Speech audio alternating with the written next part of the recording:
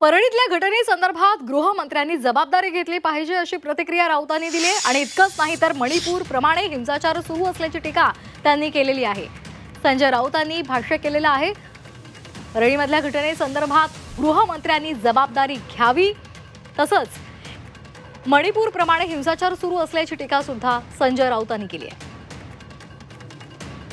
महाराष्ट्राच्या एका भागामध्ये अशा प्रकारे हिंसाचार मणिपूर प्रमाणे होत असेल तर त्याची जबाबदारी गृहमंत्रीपद सांभाळणाऱ्या देवेंद्र फडणवीस यांच्यावर आहे। एखाद्या गुन्हेगाराला त्याच्यावर कायदेशीर कारवाई सुरू होत असताना भारतीय जनता पक्षाचे समर्थक म्हणून घेणारे लोक रस्त्यावर उतरतात, हिंसाचार करतात, परळी बंद ठेवतात, सार्वजनिक मालमत्तेचं नुकसान करतात।